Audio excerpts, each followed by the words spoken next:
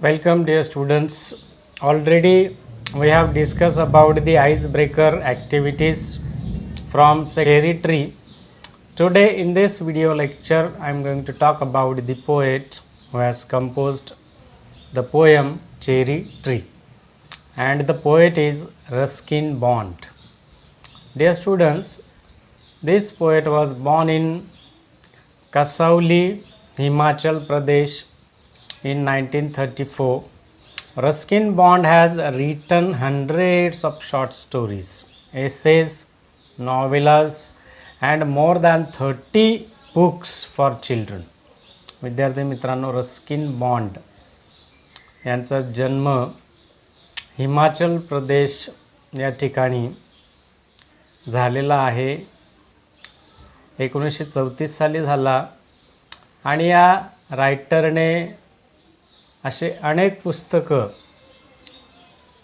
100 of short stories म्हणजे ज्या काही लघुकथा असतात त्या 100पेक्षा जास्त, एसेज आणि त्याचबरोबर नॉवेल्स देखील त्यांनी भरपूर लिहिल्या.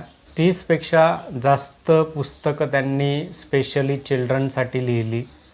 And his first novel the room on the roof, written when he was 17, received the John Llewellyn Rhys Memorial Prize in 1957. विद्यार्थी मित्रांनो, रस्किन बॉन्ड यांनी जी काही फर्स्ट नॉवेल ज्यावेळेस लिहिली, the room of the roof नावाची, त्यावेळेस ते फक्त 17 वर्षाचे होते. Now just imagine, at the age of 17 he wrote a novel, and that is the room on the roof. आणि त्यामुळे त्यांना एक प्राईजसुद्धा मिळालं, आणि ते म्हणजे कुठलं, जॉन लेव्हलियन राईस मेमोरियल प्राईज 1957 साली. He has also published 2 volumes of autobiography, आणि ऑटोबायोग्राफीचे 2 व्हॉल्यूम्ससुद्धा त्यांनी पब्लिश्ड केले, ज्याचं टायटल होतं scenes from a writer's life and the lamp is lit, a collection of essays and episodes from his journal. In 1992 he received the Sahitya Akademi award for English writing in India. म्हणजे विद्यार्थी मित्रांनो, भारतामध्ये राहून, भारतीय असून इंग्लिशमध्ये लिखाणकाम करणे, त्यासाठी रस्किन बॉन्ड यांना 1992ला साहित्य अकादमी अवॉर्ड जो काय असतो तो अवॉर्डसुद्धा प्रदान करण्यात आला. And he was awarded the Padma Shri 1999. 1999ला त्यांना अतिशय चांगल्या प्रकारचा जो काही भारतातला आपला पुरस्कार आहे पद्मश्री, तो पुरस्काराने सुद्धा ते सन्मानित करण्यात आले.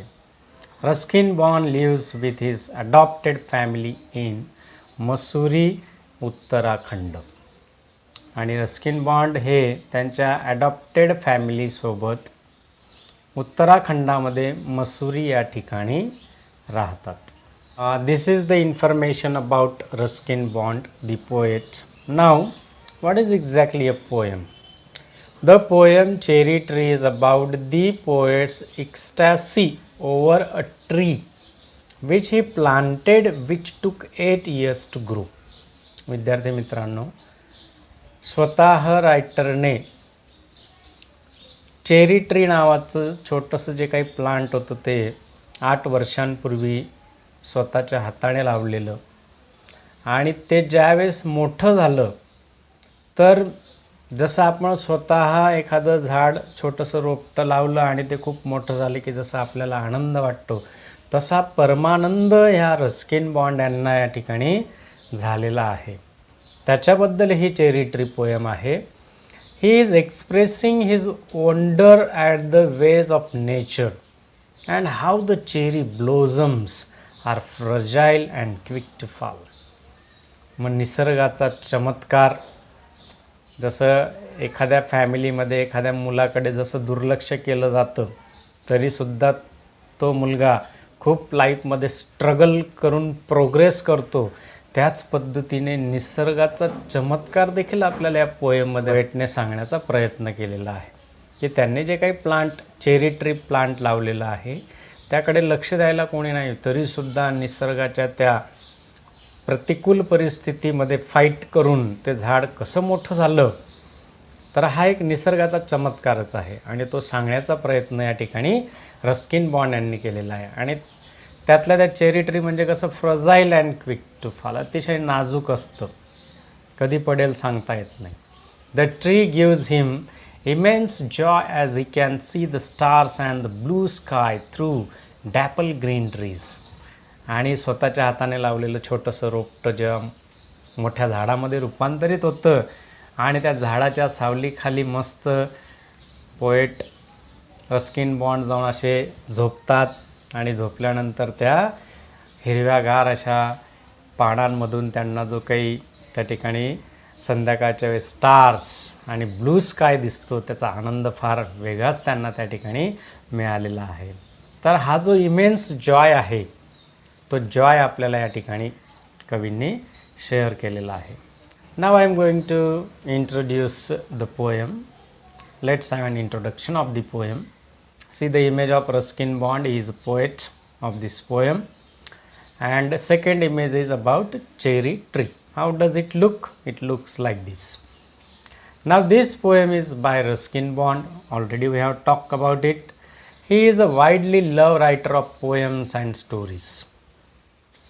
मग रस्किन बॉन्ड नावाच्या कवींनी ही कविता कंपोज केलेली आहे, चेरी ट्री. एवढंच नव्हे विद्यार्थी मित्रांनो, त्यांच्या कविता, त्यांच्या ज्या काही स्टोरीज आहेत तर त्या मोठ्या प्रमाणावर बऱ्याचशा रीडर्सला आवडतात. Cherry tree is a poem of struggle against adverse conditions. मग ही जी पर्टिक्युलर पोएम आपण अभ्यासणार आहोत चेरी ट्री, तर ही कशाबद्दल आहे? What exactly the poem is about? It is about the struggle against adverse conditions. आता प्रत्येकाच्या लाईफमध्ये सगळं अनुकूलच असणार असं नाही, तर जे ॲडवर्स कंडिशन्स असतात म्हणजे जी प्रतिकूल परिस्थिती असते त्या प्रतिकूल परिस्थितीशी स्ट्रगल सांगणारी किंवा स्ट्रगल कसा केला जातो ते दर्शवणारी पोएम म्हणजे cherry tree. It inspires one to fight against even those who deliberately try to destroy one's effort to achieve one's dream. म्हणजे एखाद्याचं स्वप्न पूर्ण करण्यासाठी जेव्हा आपण एखाद्या व्यक्तीचे जे काही एफर्ट्स असतील, त्याने घेतलेले जे परिश्रम असतील, त्यांना जेव्हा डिस्ट्रॉय करण्याचा जाणून बुजून प्रयत्न करतो, तर त्याच्या विरोधामध्ये त्याच्या अगेन्स्ट फाईट दर्शवणारी ही चेरी ट्री नावाची पोएम. म्हणजे आपण म्हणतो ना की ह्या व्यक्तीने खूप प्रोग्रेस केली, परंतु अनुकूल परिस्थिती असेल तर कोणी प्रोग्रेस करू शकतो, that's very easy. But if we progress against our adverse conditions that is really a success. म्हणजे प्रतिकूल परिस्थिती असताना जी व्यक्ती सक्सेस मिळवते त्याला कळतं की लाईफमध्ये स्ट्रगल नेमकं कशाला म्हणतात. So in this way we have to learn this theme from this poem, this struggle against adverse conditions. This struggle though long in the end will bear fruit and bring great joy. मग struggle म्हटलं तर विद्यार्थी मित्रांनो, काहींना खूप अनंत काळापर्यंत struggle करावं लागतं लाईफमध्ये. काही खूप लकी असतात की अनुकूल परिस्थिती सगळ्या बाजूने असते म्हणून ते लगेच सक्सेसफुल होतात.